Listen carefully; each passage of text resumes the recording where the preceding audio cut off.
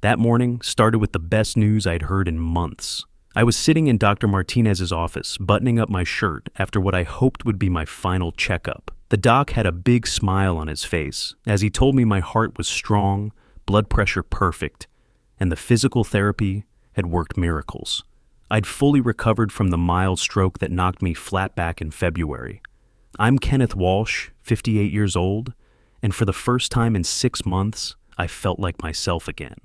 33 years managing construction projects had taught me to bounce back from setbacks, but that stroke scared me more than any job site accident ever had. I started in this business at 25, worked my way up from apprentice carpenter to project manager for major construction firms. I'd overseen million-dollar highway projects, managed crews of 200 men, dealt with corrupt contractors trying to slip substandard materials past inspections. I was reaching for my phone to call my daughter Lisa, with the good news when I saw it, a bright red notification from my banking app, security alert. I tapped it, expecting maybe a routine fraud check. The app loaded, and then my world collapsed. My retirement account showed $0 and 0 cents. The account I'd built over 33 years, dollar by careful dollar, totaling exactly $850,000, was completely empty. Before I could even process what I was seeing, my phone rang. Lisa's name flashed on the screen. I answered on the first ring, ready to ask her if she'd heard about any bank errors. But I never got the chance to speak. Dad, her voice came through cold as winter concrete. My wedding is tomorrow. I took all the money from your account and I sold the house. Good luck. Click. The line went dead. I sat there in that sterile doctor's office, listening to the dial tone, trying to make sense of what just happened. My own daughter, the girl I'd raised alone for the past 3 years since her mother, Carol, died of cancer, had just told me. She'd wiped out my entire life. Let me back up a bit so you understand what this meant. After Carol passed, I took early retirement to grieve and get my health sorted out. I'd spent 33 years climbing from apprentice carpenter to senior project manager. I knew how to spot a scam from a mile away. At least, I thought I did. When I had that stroke in February, Lisa stepped up.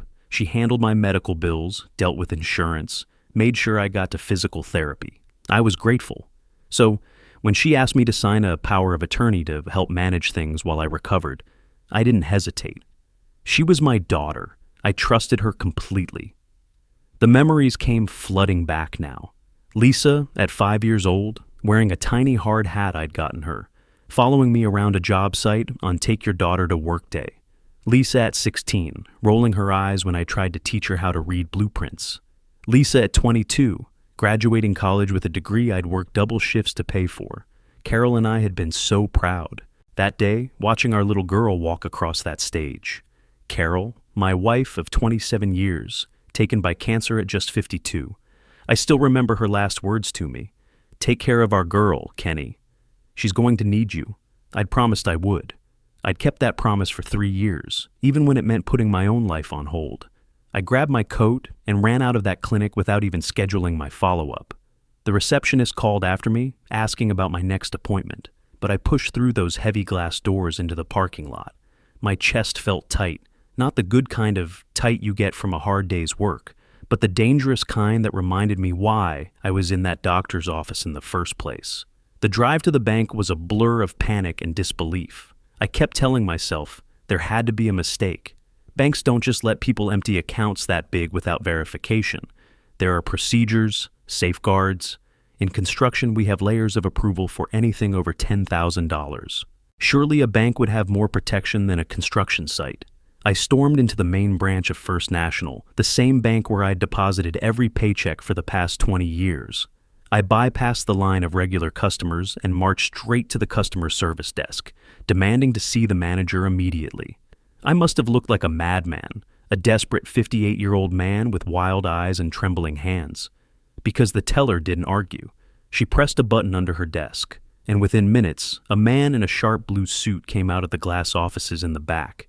He ushered me into his private office and closed the door. I slammed my phone down on his polished mahogany desk, pointing at the zero balance on the screen. "Someone stole my life savings," I said, my voice shaking. "My daughter somehow drained this account, and I need you to freeze the transfer right now. Call the police. Call whoever you need to call, but get my money back. But the manager didn't look. Panicked when I showed him my empty account.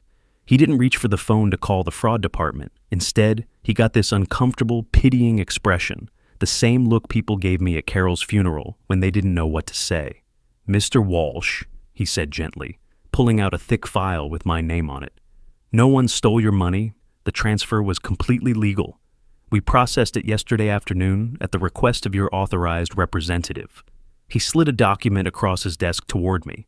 Power of attorney, with my signature at the bottom. But here's the thing, and this is where my construction background saved me. I'm detail-oriented. I notice when measurements don't add up, when concrete doesn't look right, when something's been fudged on the paperwork. That signature looked wrong. It was shaky, barely legible, nothing like my usual firm handwriting that had signed thousands of contracts over the years. Then I remembered signing it, February, lying in that hospital bed, left side of my face drooping, speech slurred from the stroke. Lisa sitting beside me, tears in her eyes, explaining how the medical bills were piling up, how insurance was being difficult, how she needed access to my accounts to keep everything from falling apart while I focused on getting better. I signed without reading the fine print. Biggest mistake of my life. "Where did she send my money?" I demanded. The manager checked his computer screen, typing slowly. "Offshore escrow account in the Cayman Islands. It was flagged as a corporate acquisition payment for a business venture. Because your daughter has power of attorney, the wire department processed it as a standard high net worth transaction." Offshore. Cayman Islands. In 33 years of construction, I'd heard those words exactly twice, both times when we were investigating contractor fraud on public projects. When money goes offshore, it disappears. It gets protected by international banking laws that make recovery nearly impossible. "Freeze it," I commanded, standing up from my chair. "Call the wire room. Call the fraud department. I'm standing right here telling you that I didn't authorize this transfer. I'm revoking her authority right now. Stop the money." "Mr. Walsh, please sit down," the manager said, raising his hands defensively. "I understand you're upset, but you need to understand our position. From a legal standpoint, this wasn't an unauthorized transaction. Your daughter had valid power of attorney. We can't simply reverse an international wire transfer that was executed with proper documentation. You need to speak with a lawyer. A lawyer, civil court." I knew what that meant. Years of legal battles while my money disappeared into the international banking system. By the time any judge looked at my case, Lisa would have moved that money through a dozen shell companies across 3 continents. I left the bank and drove straight home, praying Lisa was lying about the house. Maybe she was, just trying to scare me, to make me feel completely powerless before her wedding. Real estate transactions take time. Inspections, appraisals, title searches. You can't just sell a house overnight. But when I pulled into my driveway, there was a man I'd never seen before standing on my front porch. He was in his 30s, wearing an expensive charcoal suit, holding a leather clipboard. He looked at me like I was some vagrant who'd wandered onto the wrong property. "Can I help you?" he asked with that smooth arrogance you hear from slick salesmen and crooked contractors. "Help me?" I repeated, my voice rising. "I live here. This is my house. Who are you, and what are you doing on my property?" He let out a short, humorless laugh. "Look, I don't want any trouble, but you don't live here anymore.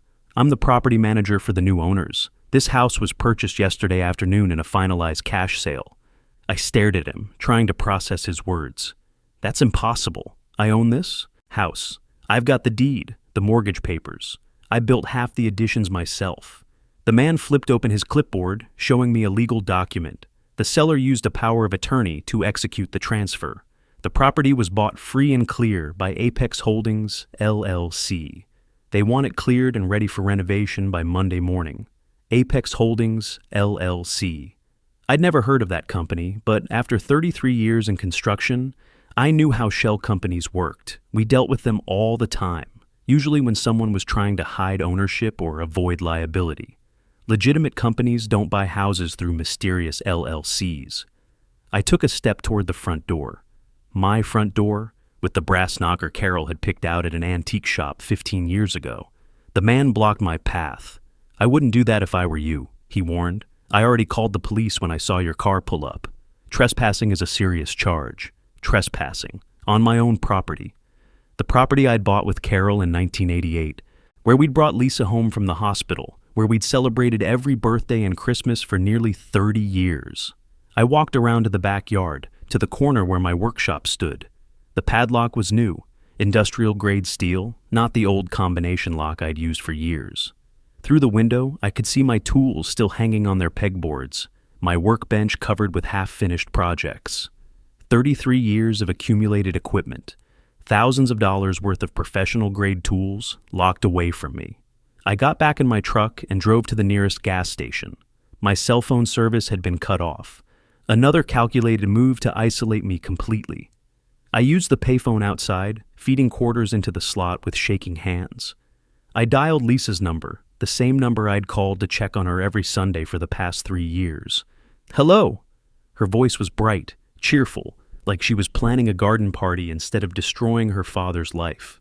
"Lisa, I am at a payphone because someone cut off my cell service. There's a man at the house claiming you sold it to some company called Apex Holdings. The bank says you wired my entire retirement fund to an offshore account. What's going on?" There was a pause, and when she spoke again, her tone had shifted to that condescending patience you use with confused children. "Oh, Dad, I was hoping you wouldn't find out like this. It breaks my heart hearing you so upset. The doctor warned Patrick and me about this.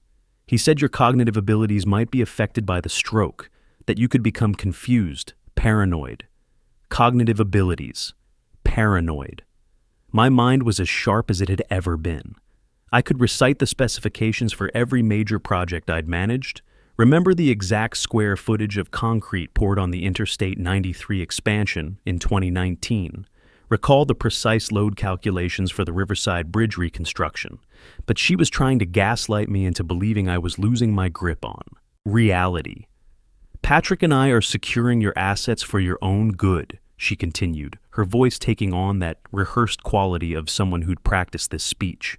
"We're putting the house money into a trust to pay for a nice assisted living facility, somewhere with around-the-clock care. And the retirement money isn't gone, Dad. It's an investment. Patrick is using it as seed capital for his real estate development company. You'll get it back with interest. Real estate development. Patrick Murphy, her fiancé, claimed to be some kind of investment guru. I'd met him exactly 4 times in the 2 years they'd been dating.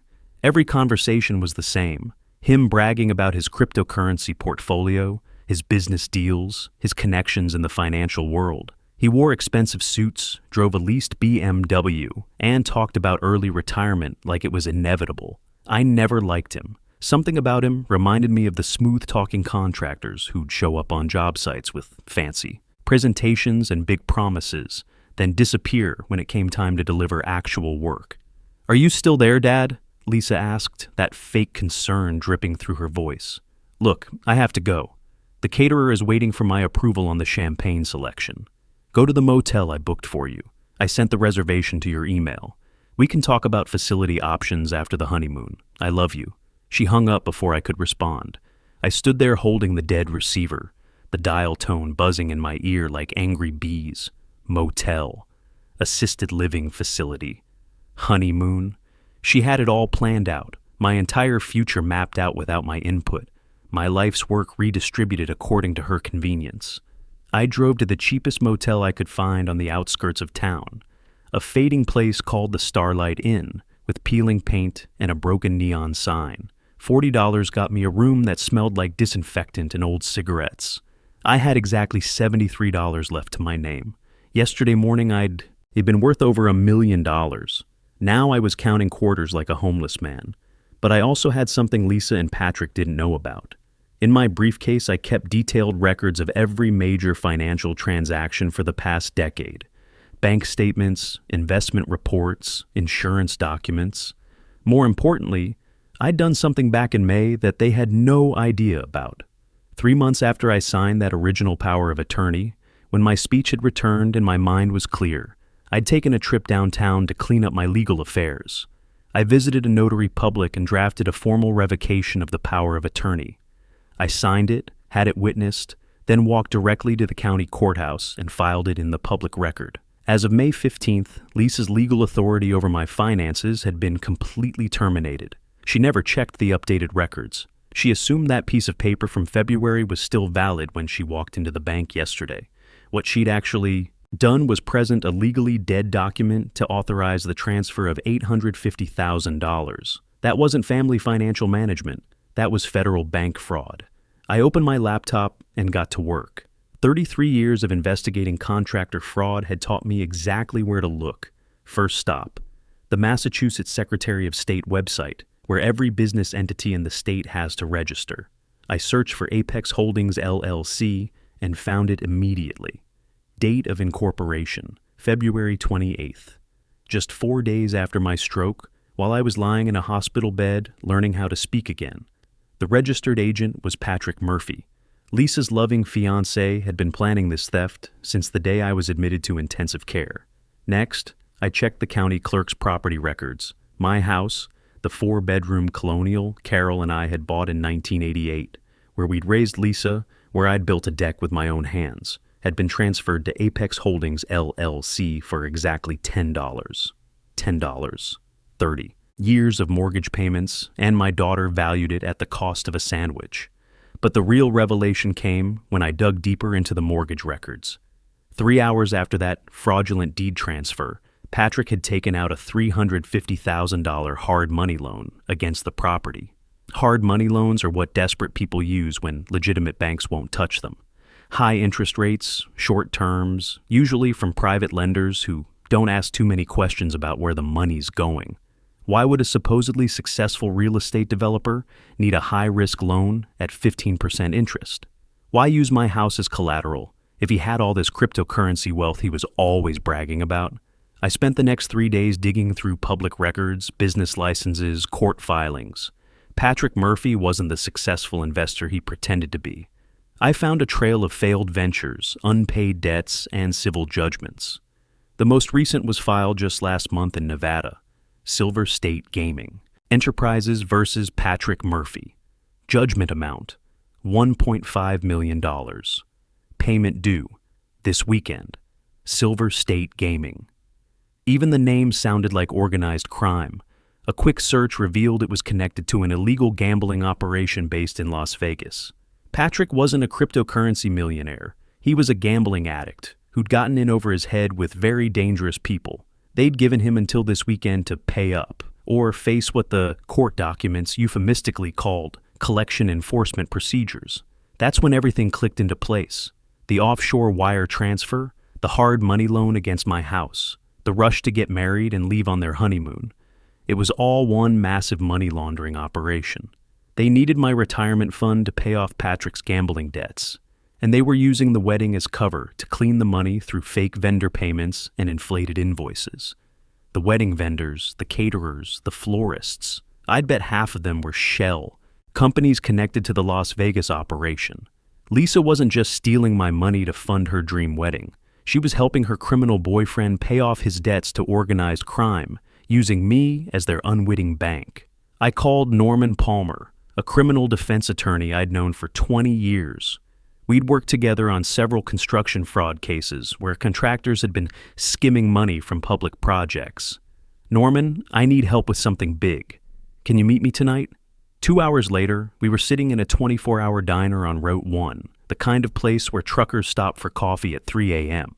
Norman had brought a thick file folder that he spread across the worn Formica table. Kenneth, I ran Patrick Murphy through every database my firm has access to, he said, his voice grim. Your future son-in-law is in serious trouble. He owes $1.5 million to Silver State Gaming, which is a front for a violent criminal organization. They gave him until this weekend to pay up. Norman pulled out surveillance photos, financial records, court documents. This isn't just about wedding expenses, Kenneth. The ceremony tomorrow night is when they plan to execute the final money transfers. Half those vendors are shell companies. They're going to overpay for services that will never be delivered, then funnel the excess to offshore accounts where the crime syndicate can access it clean. What about the hard money loan on my house? That's their insurance policy.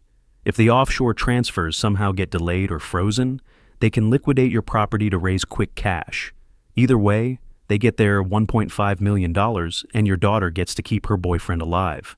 Norman leaned back in the cracked vinyl booth. We have enough evidence to stop this right now. I can call the FBI field office tonight. They've been trying to penetrate this Las Vegas operation for years. I stared at the documents spread across the table, bank records and corporation papers, surveillance photos of Patrick, meeting with known criminals. My daughter knew. She had to know what kind of people she was dealing with. She'd chosen to help a degenerate gambler steal from her own father, rather than walk away from a relationship with a criminal. No, I said firmly, we're not going to arrest them tonight. We're going to let them put on their beautiful wedding clothes. We're going to let them walk down that aisle, and then we're going to catch them in the act of laundering stolen money in front of 200 witnesses. Norman raised an eyebrow. That's a hell of a risk, Kenneth. If something goes wrong, that money disappears forever. Trust me, I said, thinking of all the complex construction projects I'd managed over the years, all the careful timing and coordination required to bring massive undertakings to completion. I know how to build a trap. The next morning, I put on my best suit, the same charcoal gray one I wore to important contract signings and city planning meetings. I drove 2 hours to Newport, Rhode Island, where Lisa and Patrick were having their $180,000 wedding at an oceanfront estate that probably cost more per day than most people made in a month. I didn't have an invitation, but I had something better. 33 years of walking confidently into places where I belonged. Construction sites, executive boardrooms, union negotiations. I walked through the security checkpoint at the estate entrance like I owned the place, and nobody questioned me. Confidence opens more doors than keys. The ceremony was already underway when I slipped into the back of the ballroom, about 150 guests, crystal chandeliers hanging from a vaulted ceiling, flower arrangements that must have cost a fortune, all paid for with my stolen retirement fund. I counted at least 6 vendors I recognized from Norman's list of suspected shell companies. Lisa looked radiant in her wedding dress, a custom creation that probably cost more than my first truck. Patrick stood beside her in a tuxedo that fit, like it was sewn onto his body. They looked like the perfect young couple, successful and beautiful, completely unaware that their entire fairy tale was built on federal crimes. I waited until the priest asked if anyone objected to the union. Then I stood up. I don't object to this marriage, I said, my voice carrying clearly through the acoustics of the ballroom. I just want to thank everyone for coming to celebrate my $850,000 contribution to this beautiful event. The reaction was immediate. Gasps, shocked whispers, confused stares from the well-dressed crowd. Lisa's face went pale beneath her makeup. Patrick looked like he wanted to run. For those who don't know me, I'm Kenneth Walsh, father of the bride. Yesterday, my loving daughter used a legally revoked power of attorney to steal my entire retirement fund and fraudulently sell my house to finance this party. I'm just here to get my receipt. Before anyone could respond, before the confused murmurs could turn into chaos, the sound of helicopter rotors filled the air outside the tall windows. Black SUVs raced across the manicured grounds, their tires tearing up the perfect landscaping. The FBI had arrived right on schedule. Patrick's survival instincts kicked in immediately. He abandoned Lisa at the altar and bolted for the kitchen exit, but federal agents were already pouring through every entrance. He slipped on the polished marble floor and crashed into an elaborate champagne fountain, sending crystal glasses exploding in every direction. Special Agent Daniel Foster stepped up to the altar where Lisa stood, frozen in her wedding dress. He pulled out his badge and a folded warrant. Lisa Walsh, you're under arrest for federal wire fraud, money laundering, and bank fraud. You have the right to remain silent. As they handcuffed her over her white silk gloves, she looked back at me with tears streaming down her face. "Daddy, please," she begged, her voice breaking. "Tell them you gave me permission. Please, don't let them take me away. I'm your little girl." I stood perfectly still, remembering all the nights I'd worked double shifts to pay for her college, all the weekends I'd spent teaching her to drive, to balance a checkbook, to be responsible.